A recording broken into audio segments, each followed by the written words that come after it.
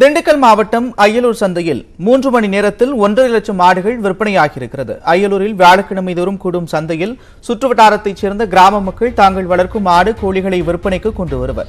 இவற்றை வாங்க மதுரை, திண்டுக்கல், பழனி, ஒட்டன்சத்திரம், திருச்சி, மணப்பாறை, தேனி, கரூர், புதுக்கோட்டை உள்ளிட்ட பல இடங்களிலிருந்து வியாபாரிகள் வருவர். தீபாவளிக்கு இன்னும் 9 நாட்கள் இருக்கும் நிலையில் அய்யலூர் சந்தையில் இன்று விற்பனை களை கட்டியது. சென்ற வாரம் 5000 ரூபாய்க்கு விற்பனையான 10 கிலோ ஆடு இன்று 7000 ரூபாயாக உயர்ந்திருக்கிறது. 1000 ரூபாய்க்கு விற்பனையான 3 கிலோ நாட்டுக்கோழி இன்று 1500 ரூபாய்க்கு விற்பனை செய்யப்படுகிறது.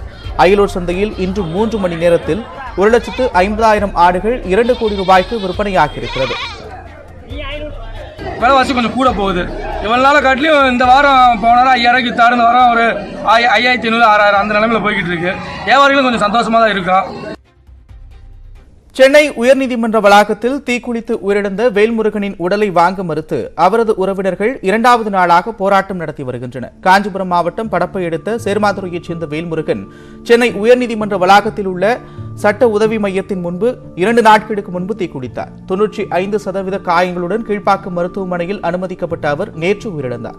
மலைக்குருவர் சமூகத்தைச் சேர்ந்த வேல்முருகன் ஜாதி சான்றிதழ் கேட்டு 5 ஆண்டுகளாக அலைந்தும் கிடைக்காத விரக்தியில் தீக்குளித்து தற்கொலை செய்திருக்கிறார். இந்நிலையில் வேல்முருகனின் உடலை வாங்க மறுத்து உறவினர்கள் போராட்டம் நடத்தி வருகின்றனர். நேற்றிரவு காஞ்சிபுரம் மாவட்ட வருவாய் அலுவலர் கீழ்ப்பாக்கம் மருத்துவமனைக்கு வந்து பேச்சுவார்த்தை நடத்தியும் உறவினர்கள் சமாதானமாகவில்லை. மலைவாழ் மக்கள் என ஜான்றிச் சாதிரில் வேல்முருகனின் மனைவிக்கு வேலை, நிவாரண உதவி வேண்டுமென கோரிக்கை விடுத்து வரும் நிலையில் மாவட்ட வருவாய் அலுவலர் எழுத்துப்பூர்வமாக உறுதி தர மறுத்துவிட்டார்.